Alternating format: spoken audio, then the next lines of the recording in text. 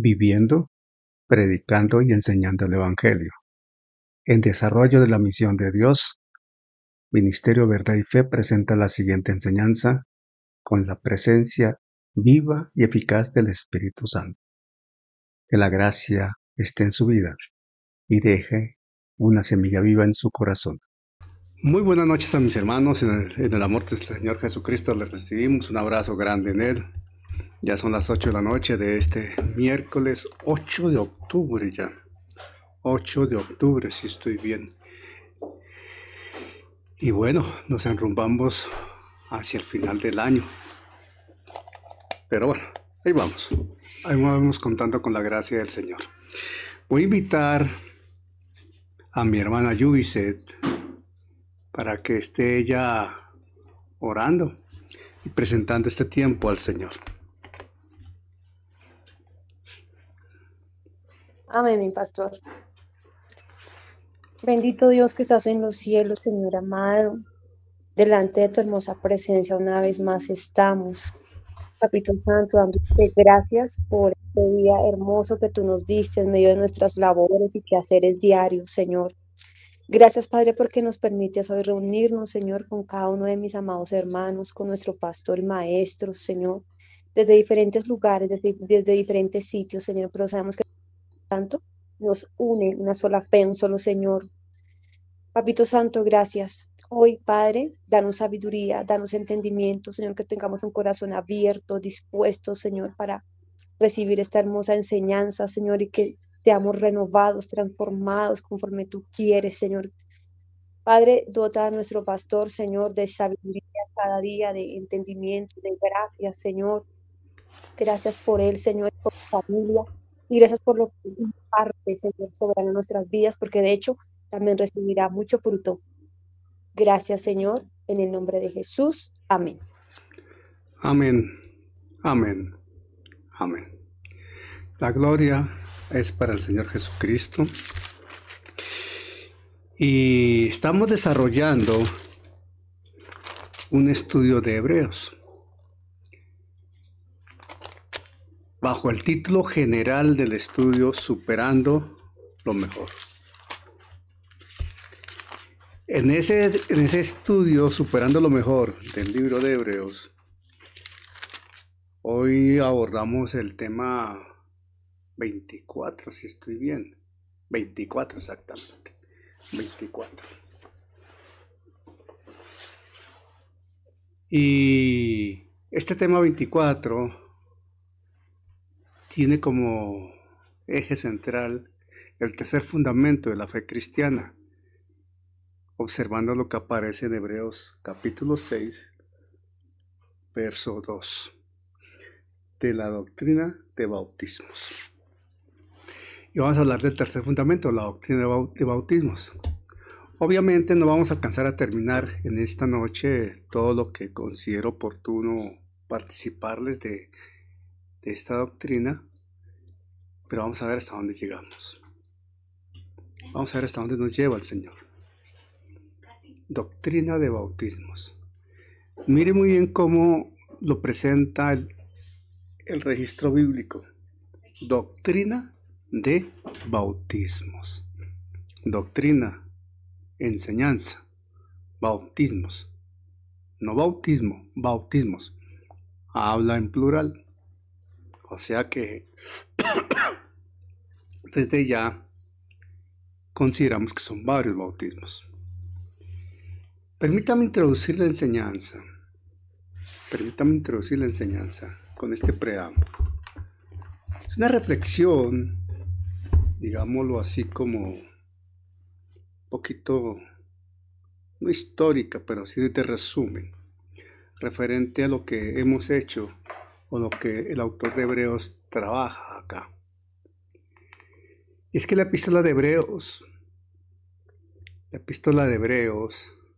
se presenta como una de las exhortaciones teológicas más profundas, realmente profundas, complejas, difíciles de leer, complejas de entender, dificultosas para enseñar, pero muy necesarias de abordar. absolutamente necesaria, no se puede dejar de lado. Y pastoralmente se constituye en algo urgente en el Nuevo Testamento trabajar con ella.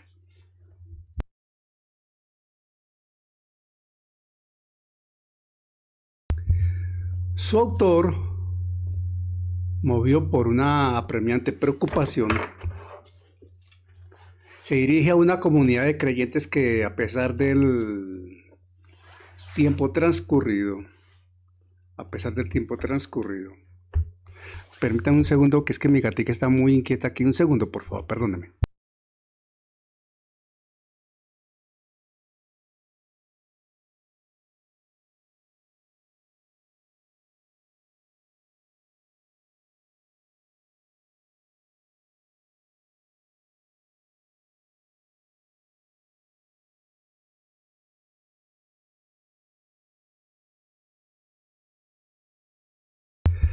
Les presento excusas porque la verdad es que está muy inquieta. Debe tener frío o algo porque está que molesta hace rato. Qué pena con ustedes. Pero bueno, aquí estamos. Ahora sí me reubico, por favor. Y reitero, acepten mis excusas, pero no era la intención que la gatica llegara a molestar de esa manera. Y lo hizo. Entonces me tocó, como dice mi esposa, encerrarla. Bueno, esa es la gatica que más me quiere a mí, entonces quiere estar donde yo estoy. Ella se llama Katy. Y donde yo estoy quiere estar conmigo y no se puede. En este momento no se puede. Volvemos al tema. Estábamos diciendo que entonces el autor de Hebreos, en su preocupación, él se está dirigiendo a una comunidad de creyentes que, a pesar del tiempo que llevan desde haberse convertido, con todo ello han caído en un estado de letargo espiritual. El mismo autor de Hebreos, allá en 5:11, lo llama tardos para oír. ¿Por qué? Porque esta gente permanece en una infancia espiritual. Por eso el autor de Hebreos cita lo de la leche y les dice que están demandando leche en lugar de alimento sólido, refiriéndose que no están en condición de madurez, les falta madurar. Y ese estancamiento que evidencia el autor de Hebreos no es un techo en el crecimiento de la gente. Al contrario, se vuelve peligrosamente como un precipicio que los está exponiendo a la tentación de retroceder. Y si retroceden, abandonan lo que implica Jesucristo, la suficiencia de Jesucristo, abandonan realmente la sustancia, la esencia del Evangelio. ¿Para qué? Para volver a la sombra del antiguo pacto. Y en ese contexto de crisis, el autor, guiado por el Espíritu Santo, hace un llamado, una exhortación a que observemos, a que el lector observe, a que el creyente se ubique en la necesidad de madurar. Y esa necesidad de madurar la plantea desde un principio básico. Y es que no nos podemos quedar con los rudimentos. No podemos estar solo en los rudimentos de la doctrina de Cristo. Hay que salir de ellos, estando en ellos, afianzándonos en ellos, hay que avanzar a la perfección. Esto es la madurez. Dicho esto, vamos al fundamento bíblico. Hebreos 6, 1 y 2. Deseo que un voluntario nos ubique la lectura de Hebreos 6, 1, 2, por favor. ¿Quién? Dice yo y lee Hebreos 6, 1, 2. ¿Alguien dijo yo? Amén, amén. Adelante, Amén, Juan amén. Carlos. Adelante, Juan Carlos. Dios me lo bendiga, mi amado pastor. Leemos Amén. la palabra en el nombre del Padre y con la dirección del Espíritu Santo. Amén. Por tanto, dejando ya los rudimientos de la doctrina de Cristo, vamos adelante a la perfección, no echando otra vez el fundamento del arrepentimiento de obras muertas, de la fe en Dios, de la doctrina de bautismos, de la imposición de manos, de la resurrección de los muertos y del juicio eterno. Amén. Amén. Bueno, es nuestro propósito, habiendo escuchado la lectura que nos fundamenta esto, es nuestro propósito enfocarnos en el hecho de que la doctrina de bautismos, citada en Hebreos 6:2, es una enseñanza deliberadamente plural y se constituye en muy importante. Deliberadamente, necesariamente, el autor habla de bautismos. Eso tiene su sentido. Ya vamos a ver por qué.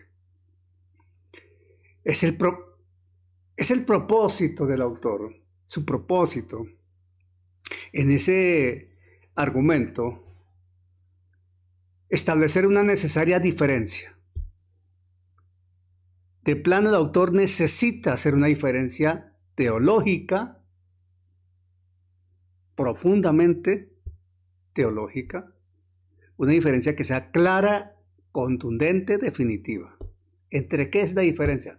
Entre los lavamientos rituales, y atención con esto, entre los lavamientos rituales múltiples e insuficientes del antiguo pacto y las distintas pero unificadas experiencias bautismales que definen la vida en el nuevo pacto.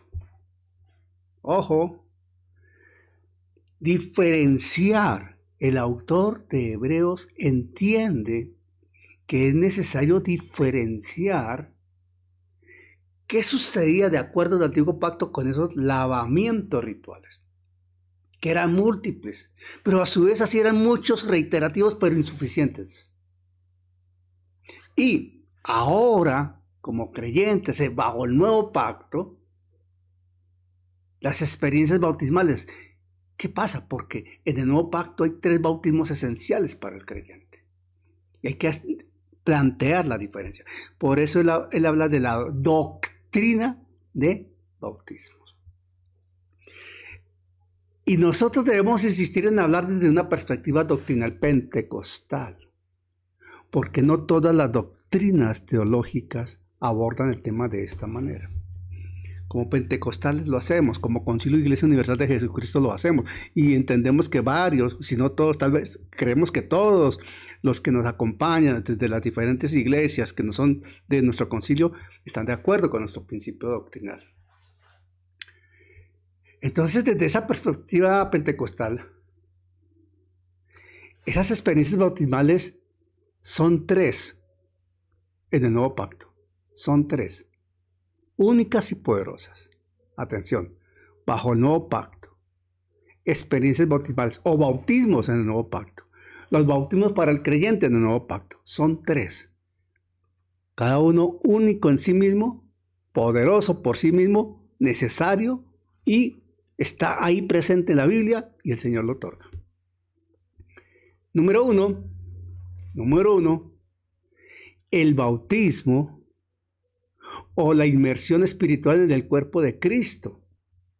Ojo, el bautismo o la inmersión, sumergir, colocar, poner dentro del cuerpo de Cristo por obra del Espíritu Santo al momento del nacer de nuevo, al momento de la salvación. Cuando nacemos de nuevo, al nacer de nuevo, somos bautizados en el cuerpo de Cristo. Somos parte de la iglesia. Somos puestos ahí por el Espíritu Santo. Esa es la inmersión espiritual en el cuerpo de Cristo, el bautismo en Cristo. ¿Quién lo hace? El Espíritu Santo nos pone ahí. Número 1. Número 2, el bautismo o la inmersión en agua. El que todo el mundo conoce, el que se puede decir que todo el mundo ha aplicado como testimonio público de la fe que lo ha salvado. Testimonio público. Ese es una evidencia pública, la gente lo ve. Bajar a las aguas.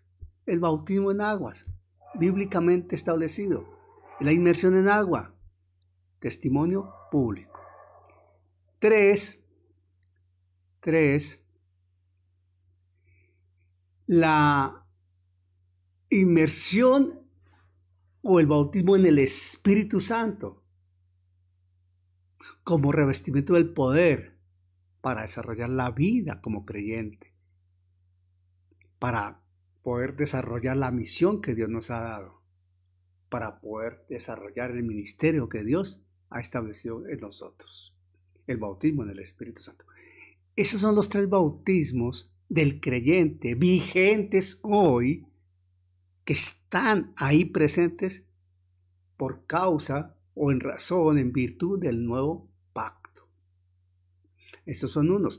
Otros del Antiguo Testamento que están presentes por allí, que fueron también registrados en la Biblia, hay que considerarlos, porque para los creyentes hebreos, para la gente hebrea, esto tenía un contexto muy importante y el autor de Hebreos tenía que mirar cómo hacía la diferencia y cómo ilustraba, enseñaba y traía esa claridad a su gente, porque es necesario hacer la claridad.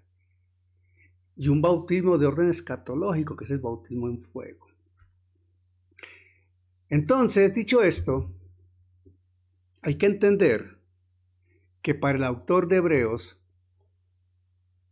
era importante lograr asumir, comprender y transmitir esta transición. ¿Por qué? Porque él está escribiéndole a judíos, gente con tradiciones y costumbres, que están en una transición saliendo del judaísmo al cristianismo y que a su vez están rodeados de cantidad de gentes que les están torpedeando plenamente con vuelvan a la ley, vuelvan a la ley, vuelvan a la ley. Entonces, esa transición hay que enfocarla y transmitirla. Y la plenitud de la provisión bautismal en Cristo. Lo que se tiene, la dimensión de lo que se recibe cuando somos bautizados en Cristo, cuando somos establecidos en el cuerpo, cuando somos puestos en el cuerpo. Y estos hechos, o este hecho, más bien, el del ser bautizado en el cuerpo, es el fundamento esencial que libera al creyente de la inmadurez y lo capacita para asimilar las verdades más profundas del Evangelio. Ojo con lo que estoy diciendo. El autor de Hebreos ha entendido la suma importancia de enseñar, de transmitir, de enfatizar, de recalcar lo que implica estar en Cristo, haber sido bautizados en Cristo, estar identificados en Cristo. ¿Por qué? Porque estamos en el cuerpo y Cristo, Jesucristo, la cabeza. Tú y yo no podríamos estar en el cuerpo si no hubiésemos sido bautizados en el cuerpo de Cristo, ocupando una posición única y suficiente, planeada por Dios, otorgada por Dios, con funciones y responsabilidades, con privilegios y honores, sí, pero con funciones de responsabilidad ante Dios. Estamos en el cuerpo de Cristo. Entender esto, ¿quiénes somos en Cristo? ¿Cómo estamos identificados en Cristo? ¿Por qué estamos en Cristo? ¿Para qué estamos en Cristo? Los privilegios que otorga el Señor, los honores, la honra que nos da el Señor por hacernos parte de Cristo, y las responsabilidades y compromisos que asumimos por estar en Cristo. Entender eso hace que nuestra vida como creyentes sea enriquecida, empoderada y profundamente productiva.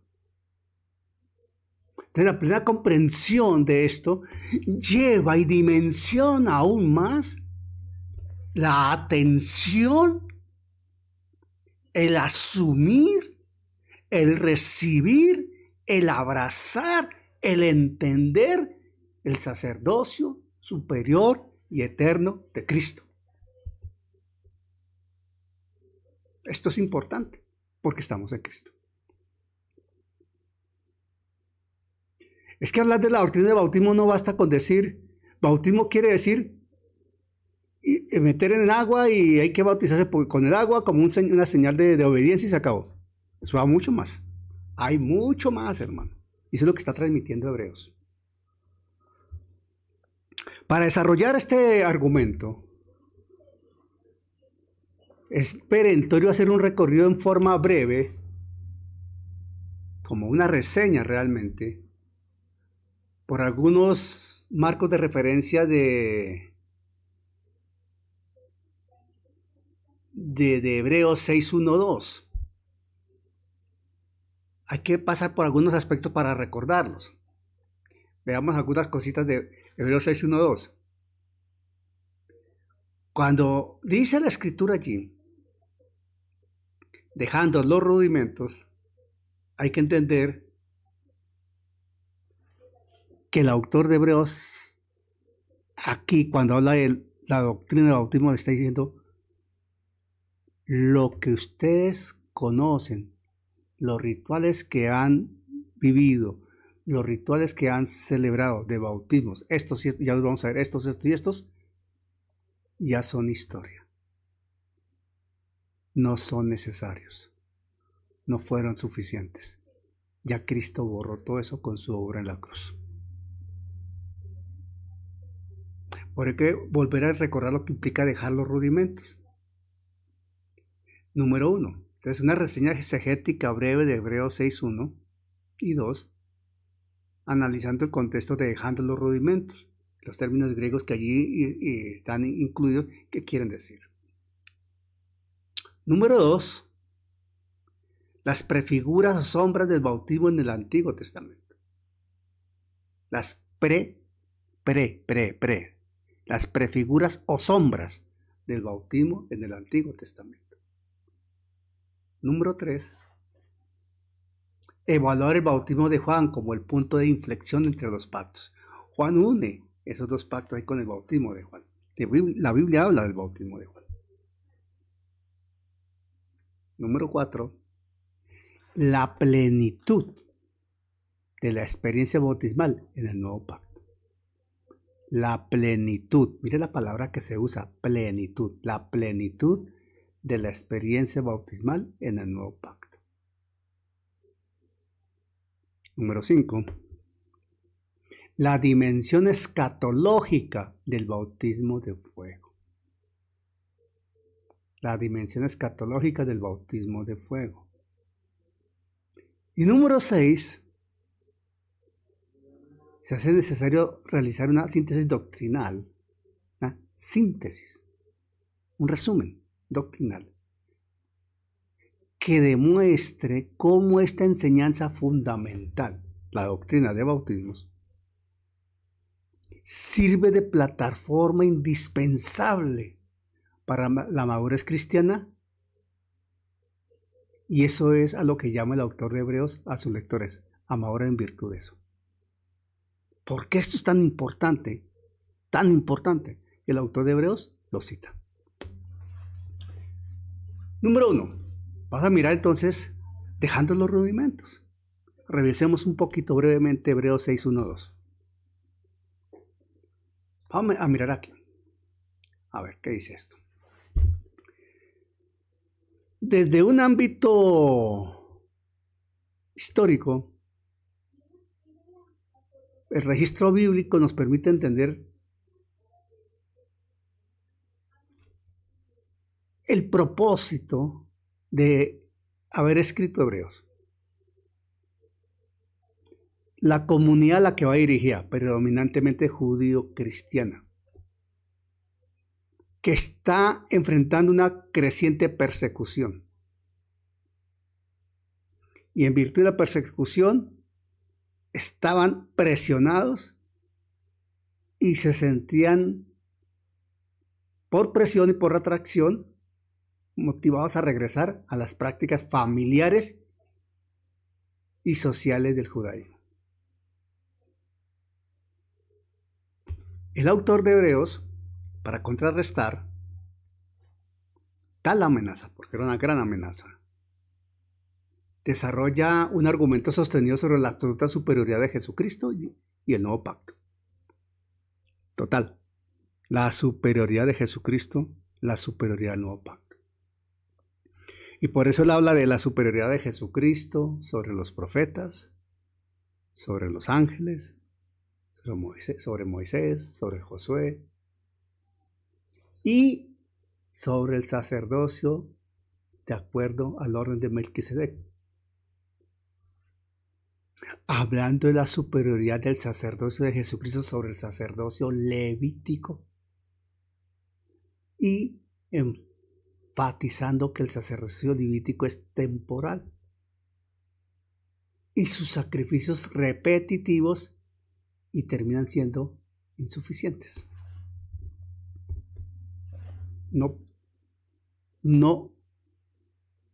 o sea, son no solo insuficientes, sino que no producen el resultado que se desea, porque toca estarlos repitiendo y repitiendo. Si nos extendemos un poquito más,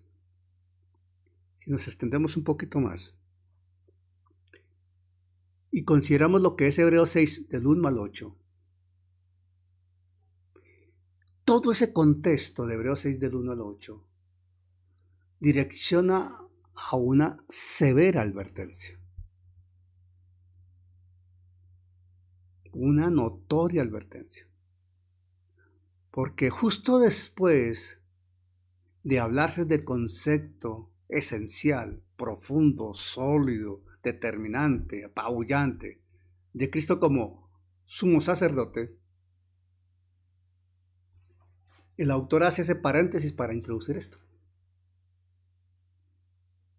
Es como si el autor dijera, no, lo que voy a seguir hablando no lo puedo decir porque no me van a entender. Tengo que regresar a... Hay que volver a los básicos, recordar a los básicos haciendo estas aclaraciones, porque si no, ¿cómo van a entender lo que implica Jesucristo como sumo sacerdote? No lo van a entender. Porque hay inmadurez. Ok. Por lo tanto, el autor los amonesta. Y nos amonesta a nosotros también, llamándonos la atención de lo peligroso que es quedarnos como niños espirituales. Porque si hay algo que pasa en las iglesias, así es, hay mucho niño espiritual, mucho inmaduro espiritual. Y por haber tanta inmadurez espiritual, tanta infancia espiritual, con tantos años de trascendencia en las iglesias, es que hay tanta gente que termina en la apostasía. Por eso hay que madurar y se hace necesario estas aclaraciones. No es la repetición de la repetidera, es la necesidad de estar recordando cosas esenciales y enseñando. Una palabra esencial aquí, rudimentos. Los rudimentos.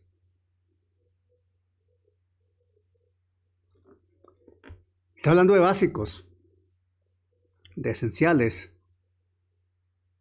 No está hablando de enseñanzas falsas que se deban descartar, ¿no? Está hablando de verdades sólidas, pero que son iniciales y elementales en la fe cristiana. Está hablando del ABC del Evangelio de la fe cristiana. Que si no se tienen claras esas ideas, si no se tienen claro estos conceptos, si no se tienen claro estos rudimentos como fundamento, se crece mal. No es que el autor los menosprecie. No. Pero el autor sí insiste en el peligro de quedarse solo allí, porque dice, párese ahí y crezca. Ahora, eso es rudimento, ahora perfección. Esa perfección, madurez, no está hablando de una impecabilidad absoluta, o sea, santo, tantas veces santo que mejor dicho, no comete un solo error. No estamos hablando de eso. Estamos hablando de madurez. conocimiento, entendimiento mayor, completo. Es la meta hacia la cual el autor exhorta a sus lectores y la Biblia nos exhorta a nosotros. Cuando la Biblia habla de vamos adelante, está hablando de dejémonos llevar adelante. Maduremos y dejémonos llevar a la madurez. Porque esto no es un esfuerzo humano, esto es una obra divina. Y el creyente se deja llevar por el plan de Dios, por la obra del Espíritu Santo. Esto es un recordatorio, porque ya lo hemos enseñado, pero hay que recordarlo. Ahora, la doctrina de bautismos. Dos palabras importantes. Una, doctrina, otra, bautismos. Esta expresión, cuando vamos al griego, tiene algunas características muy interesantes a considerar. Veamos. Hay un plural significativo.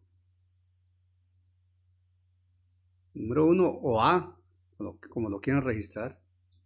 Hay un plural significativo. El autor habla de bautismos. Es un plural, no un singular. Singular sería bautismo. Pero le agregó la S. Bautismos, habla de varios. Más de uno, ya son varios. Entonces ese plural es significativo porque lo ubica allí. Y el haber elegido esa expresión plural es deliberada. Tiene propósito el autor con ello. Miren, atención a lo que voy a decir. Atención a esto. El Nuevo Testamento utiliza dos términos griegos relacionados con el bautismo, con la inmersión en agua. Dos términos griegos que tienen el mismo origen, aparente habla de lo mismo, pero tienen aplicaciones diferentes. Uno es baptisma, así, baptisma. El otro es baptismos. Baptisma, baptismos. Ya las palabras de por sí se parecen, pero se diferencian finalmente. Solo se parecen, no son iguales. No son iguales. Se parecen, pero no son iguales. Mientras que baptisma se usa prácticamente para referirse al bautismo cristiano.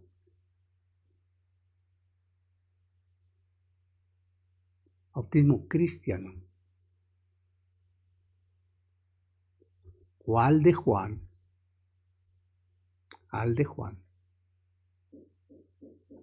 El término baptismos, la expresión griega baptismos, hay en su forma plural. Atención.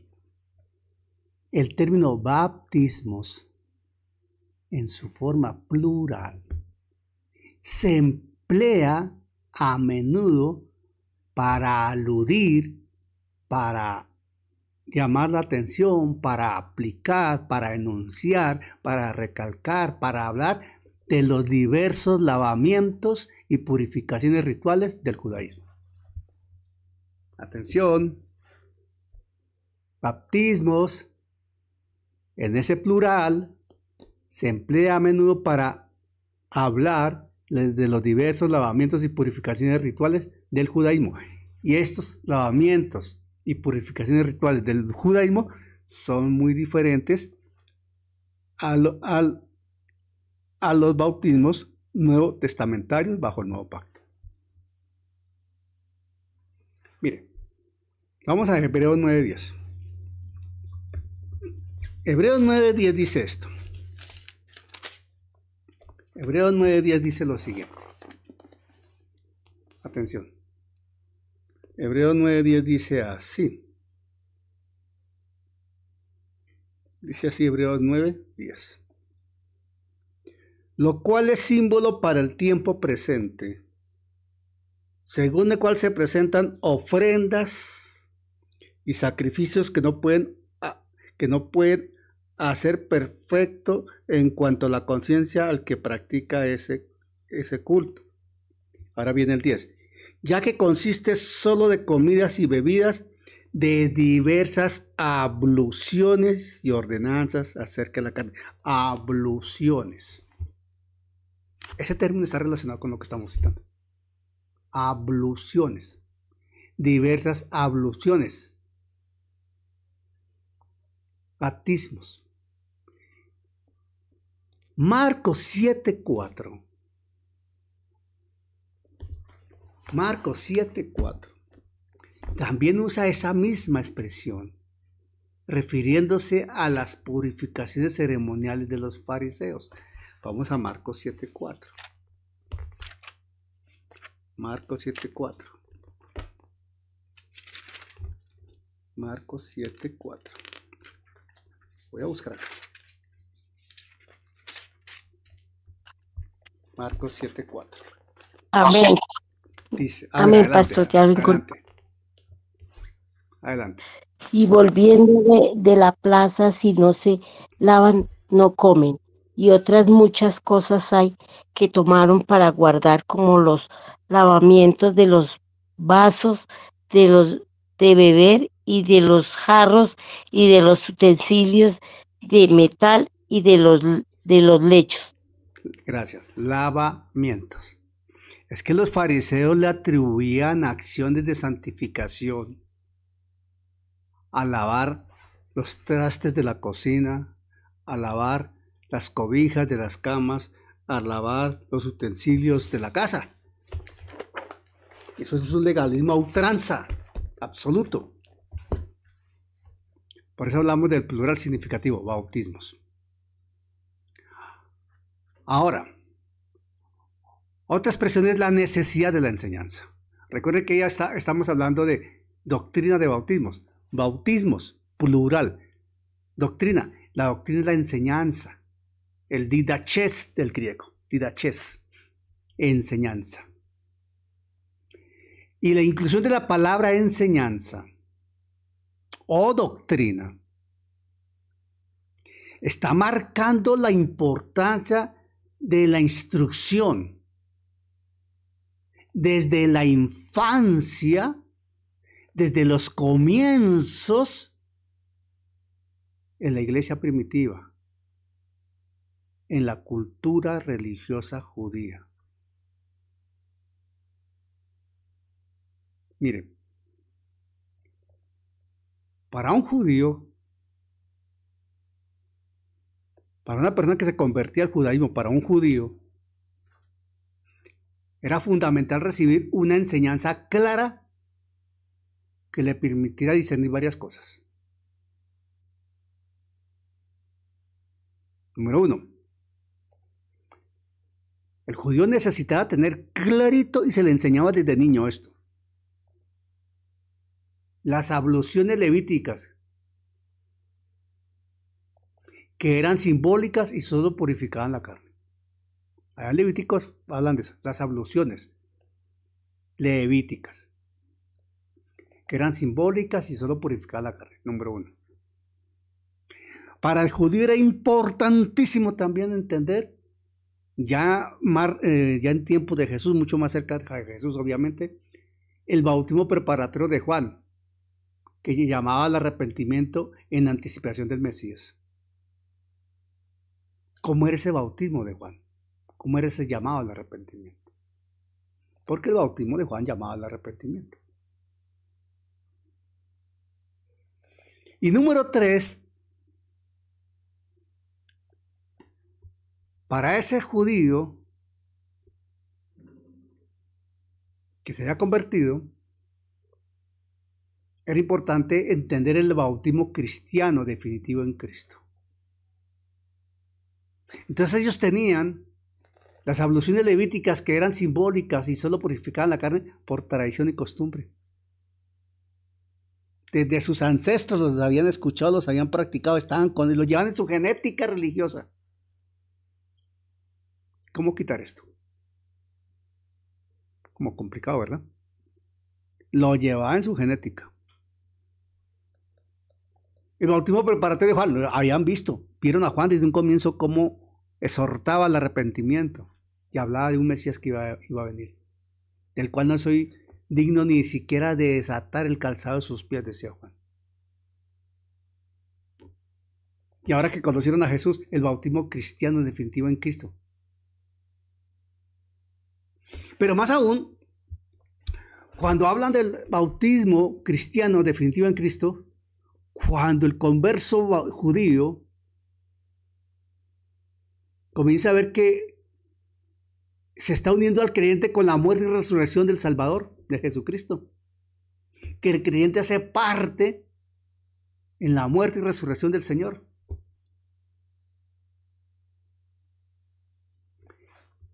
Enseñar esto con claridad para este público prevenía la confusión lógica que existía allí y la mezcla de las sombras del antiguo pacto con la sustancia y la realidad del nuevo pacto. Miren, hermanos, aquí hay que hacer un paréntesis. Y estoy seguro que todos los que están aquí reunidos son personas que llevan tiempo en el Evangelio, son personas que han enseñado la palabra, son personas que algunos son pastores como el pastor Raimundo, que han compartido la palabra, administrado la palabra, se han enfrentado a situaciones también difíciles, pero todos aquí creo que estamos de acuerdo en esto. Si hay una persona difícil de enseñar, es la persona que viene adoctrinada en función de una línea doctrinal diferente a la nuestra.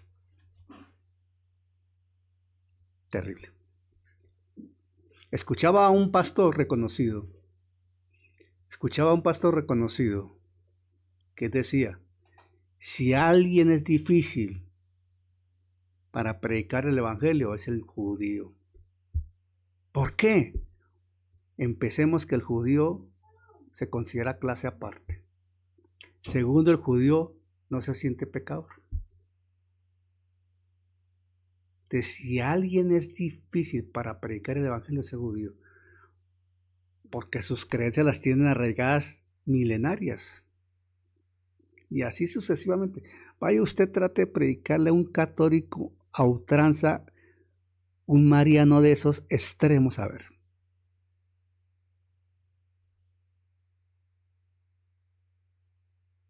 Son situaciones difíciles. Casos como los que hemos vivido todos nosotros, que hemos conocido todos nosotros, es lo que estaba viviendo el autor de Hebreos y lo estaba viendo ahí con los judíos. Para que no se confundieran, ¿qué tenía que hacer? Enseñar con total y absoluta claridad las diferencias. ¿Qué es una cosa, qué es otra? ¿Qué nos está enseñando a nosotros hoy esto? Hermano, cuando vayamos a predicarle a personas que nosotros los vemos radicales, tenemos que tener los argumentos claros, claritos, de una cosa y de otra, para saber poner los puntos sobre las íes. ¿Cuáles son las diferencias clarísimas? ¿Cuáles son los puntos de error? ¿Cuáles son los argumentos válidos y sólidos?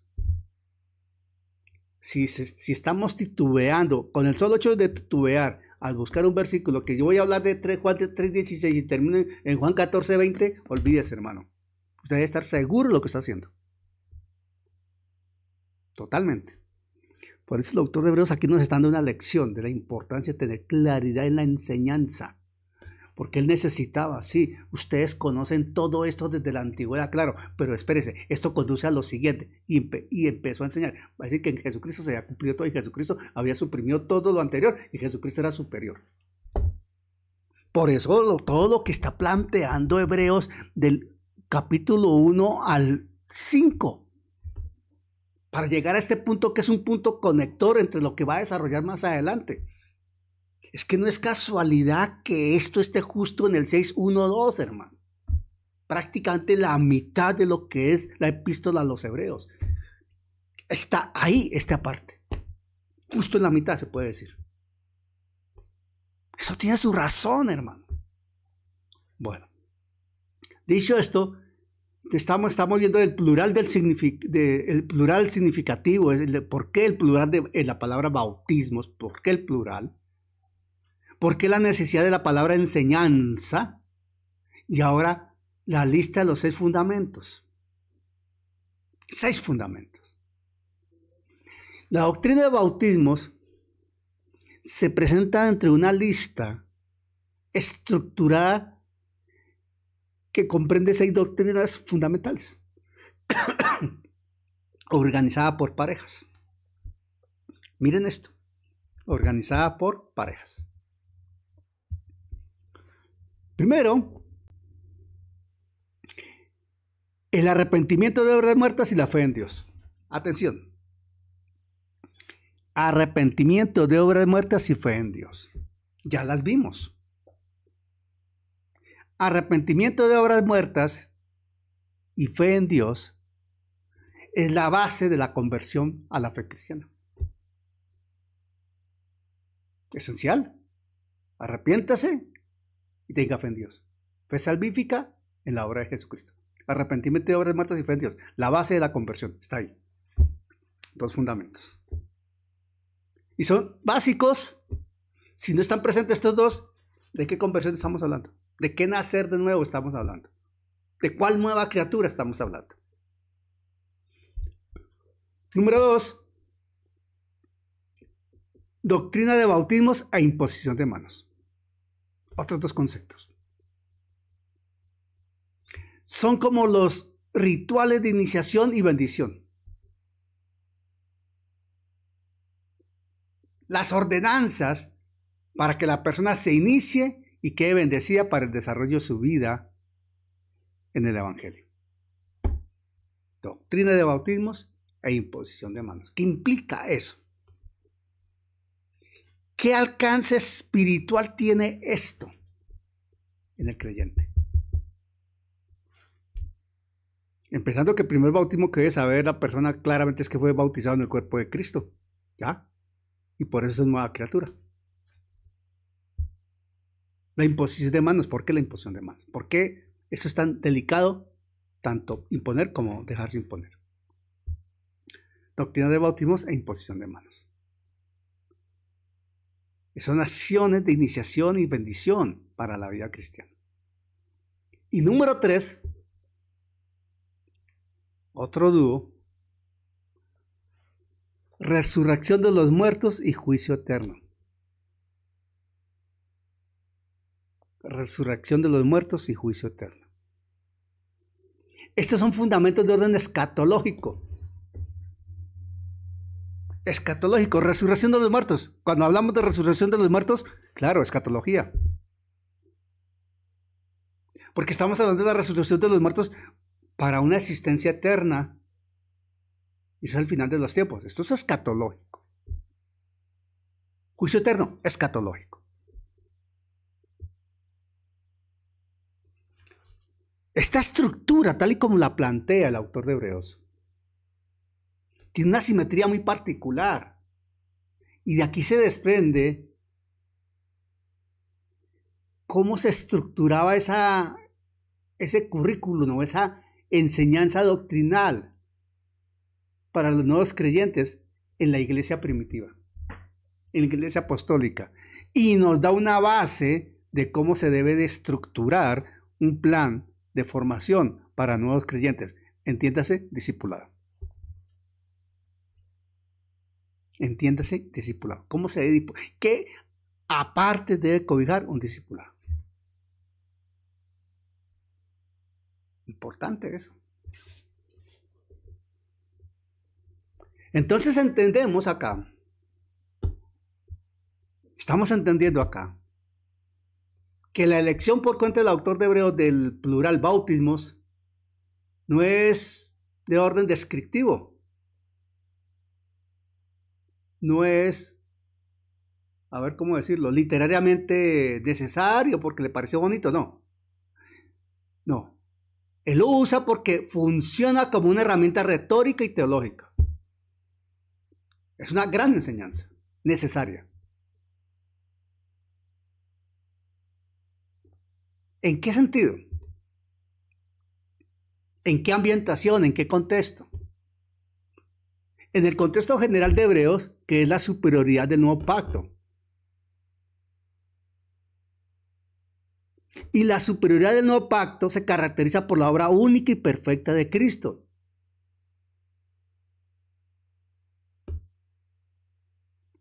La superioridad del nuevo pacto se caracteriza por la obra única y perfecta de Cristo. Esto en contraste con el antiguo pacto. El antiguo pacto. Caracterizado por la repetición de sacrificios y rituales. Sacrificios y rituales. Repetición. La obra de Cristo fue una, única y perfecta, suficiente. Los rituales del antiguo pacto, repetitivos. Repetitivos, repetitivos.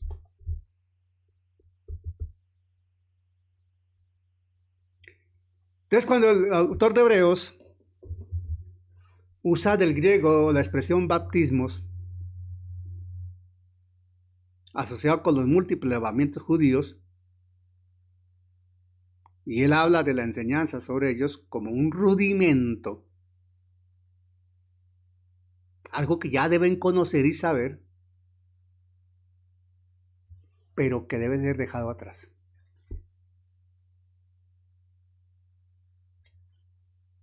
Ustedes lo conocen, pero déjelo atrás. No lo necesitan. Ahora necesitan a Cristo porque Él es suficiente. Con eso, cuando Él les dice, miren, es que los lavamientos del Antiguo Testamento sí existieron, eran importantes en su momento, todos nosotros lo practicamos en su momento, claro que sí, pero ¿sabe qué? Hay que dejarlos atrás. Porque esos lavamientos, esos rituales, eran sombra de lo que Cristo vino y realizó, y por lo cual ya los mismos quedaron atrás. Ya en Jesucristo lo tenemos todo presente. Entonces Él muy sabiamente, finalmente pues es el Espíritu Santo quien lo inspira, refuerza su argumento principal, la superioridad de Jesucristo. Esto quiere decir que lo que está argumentando el autor de Hebreos, ahí en esa parte con la doctrina de bautismos, está posicionando todo el sistema ritual del Antiguo Testamento, del Antiguo Pacto, como el punto de partida.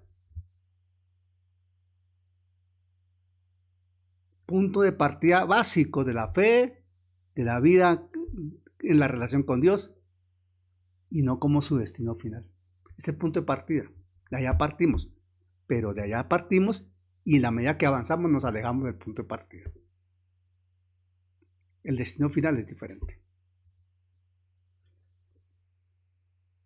Entonces lo que está diciendo es, no hay necesidad de volver atrás. No hay necesidad de mirar atrás. Hay que mantener los ojos al frente. Él lo va a decir más adelante en Hebreos 12. Puestos los ojos en Jesús, el autor y perfeccionador de la fe. Avanzando hacia la plena realidad que se encuentra únicamente en Cristo. En Cristo, en Cristo, en Cristo, solo en Cristo. Puestos los ojos en Jesús, mirando al trono de la gracia. Entonces de aquí se desprende la necesidad de mirar las sombras y tipos. Esa prefiguración del bautismo en el Antiguo Testamento. Vamos a ver qué cansamos de esto, que ya el tiempo se está agotando. Sombras y tipos.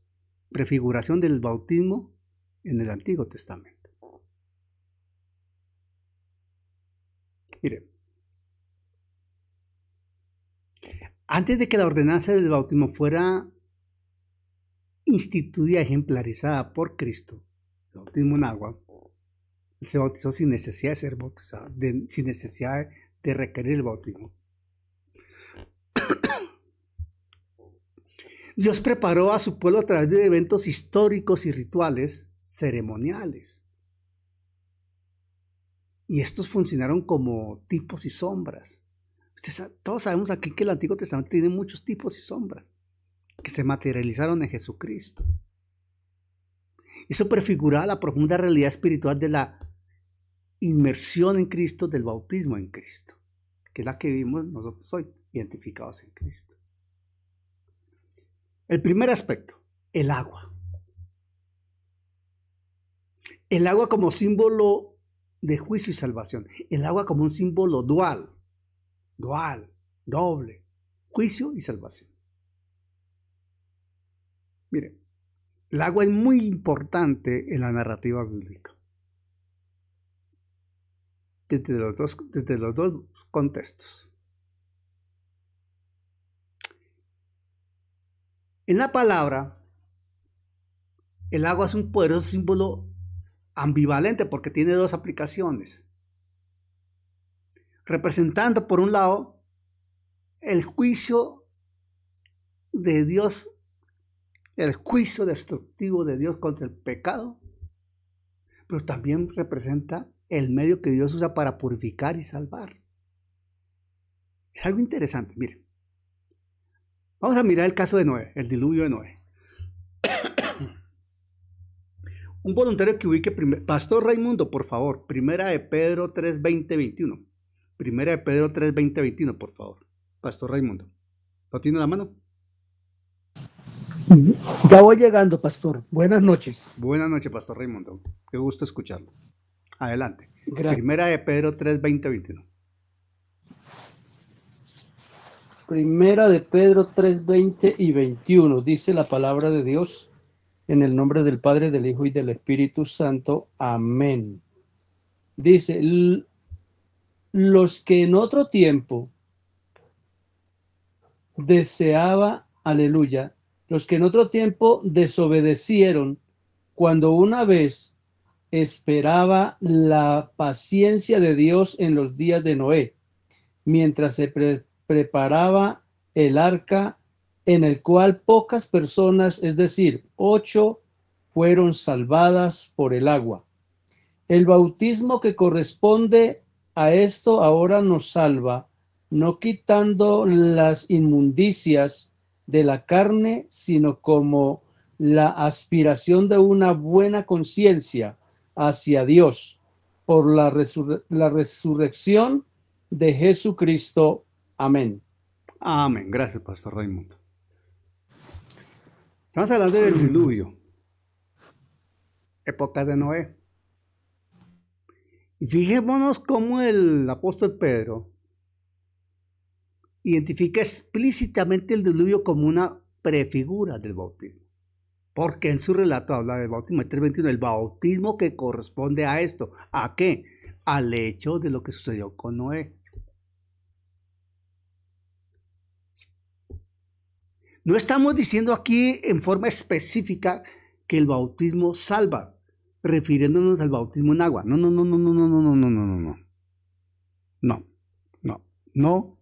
No.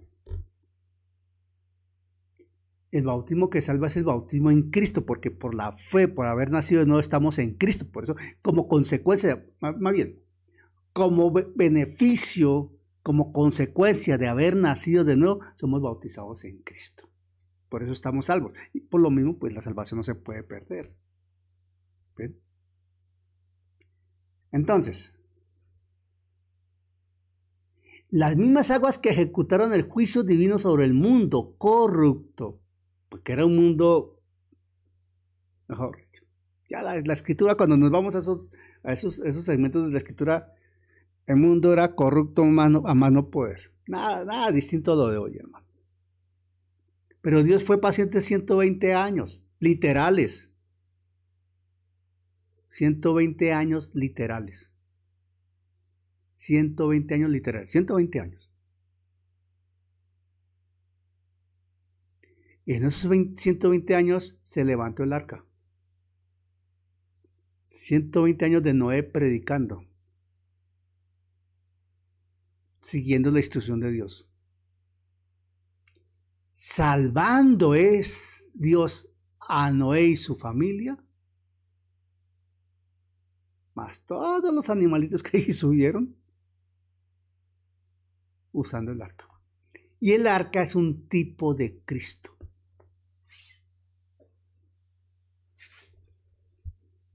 Mi hermano, atención, mientras el diluvio ejercía un juicio de destrucción sobre este mundo, los que estaban en Cristo estaban seguros en medio del juicio.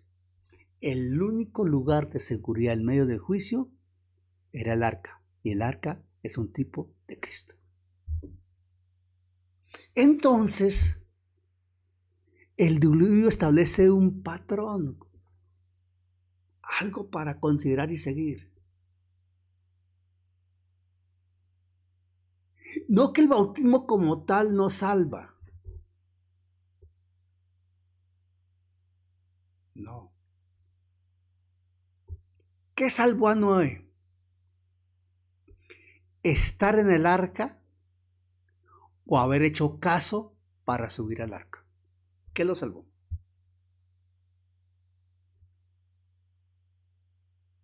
Haber hecho caso para subir al arca. ¿Por qué otros no hicieron caso? Porque Noé perfectamente hubiera podido decir, ya la hice, yo me quedo. No, pues ahí está, los que se quieran subir, que se suban, chao. No, pues duró 120 años haciéndola. Fue en acción, obediencia a la fe y a la verdad. Pero se subió. Ese fue el acto. Noé se subió y lideró a su familia. Se subió. Ya estando en el arca, estaba a salvo. Porque se subió. Y esa arca, la escotilla la cerró Dios. El bautismo espiritual en el cuerpo de Cristo por el Espíritu Santo al momento de la salvación se prefiguró ahí.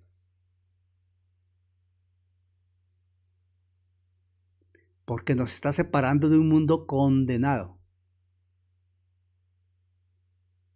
llevándonos a través de un mundo que está en una situación terrible, disfrutando de una nueva vida en Cristo Jesús. Es un cuadro de nuestra situación. El cruce del Mar Rojo es otro ejemplo. El cruce del Mar Rojo. El apóstol Pablo interpreta el paso de Israel a través del Mar Rojo como un bautismo de Moisés en la nube y en el mar. Eso está en 1 Corintios 10 del 1 al 4. Alguien que me lea por favor 1 Corintios 10 del 1 al 4. O digámosle a Mercedes Garzón, hermana María Mercedes Garzón, por favor. ¿Tienes audio? 1 Corintios 10 del 1 al 4. Amén, sí, Señor. Gracias, 1 Corintios, capítulo ¿qué? 10. Del 1 al 4. Capítulo 10, del 1 al 4. Amén, sí, Señor. Aquí está, con la bendición del Padre, Hijo y Espíritu Santo. Porque no quiero, hermanos, que ignoréis que nuestras palabras, todos estuvieron bajo la nube y todos pasaron el mar. Y todos en Moisés fueron bautizados en la nube y en el mar. Y todos comieron el mismo alimento espiritual. Y todos bebieron la misma bebida espiritual, porque bebían de la roca espiritual de los que seguía la roca, y la roca era Cristo. Amén. Pablo, gracias hermana Mercedes. Pablo nos habla del bautismo de Moisés en la nube y en el mar. Es una figura de la salvación. Ese evento marcó la liberación definitiva de Israel de la esclavitud de Egipto. Salieron de Egipto. Pasaron el mar. Dios usó las aguas y las abrió para que pasara su pueblo. Y pasó el pueblo. Pero Dios usó las aguas que se habían abierto para salvar a Israel y la cerró para destruir a sus perseguidores.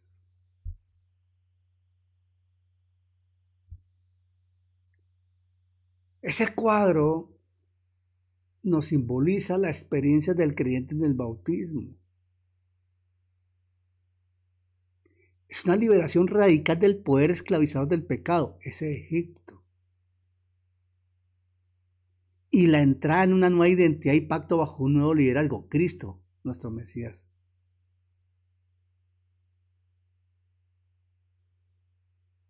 Una vida nueva. Y la seguridad que estando allí,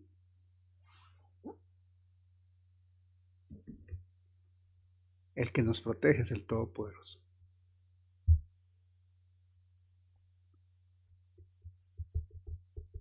Yo sé, mis hermanos, que de pronto a algunos le causa confusión lo que ha escuchado. Para otros es un recordatorio. Para otros es un aprendizaje.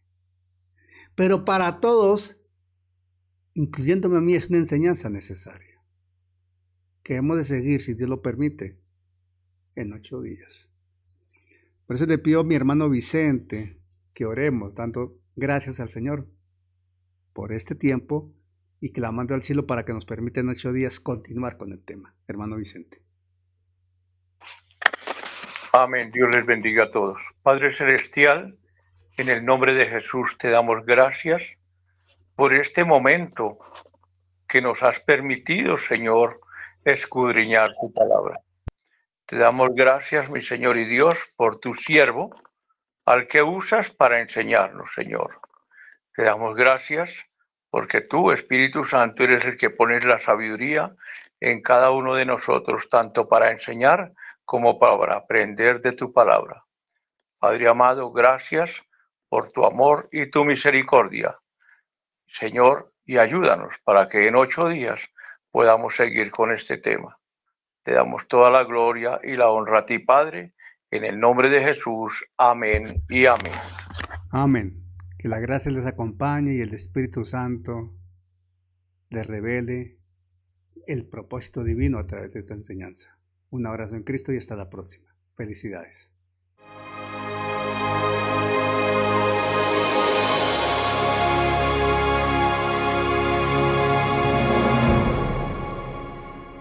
Gracias al Señor por su obra en cada corazón, con su palabra viva, y que sea el Espíritu Santo generando en ustedes un amor profundo por la palabra del Evangelio de Jesucristo, para alabanza de su gracia y gloria de su nombre.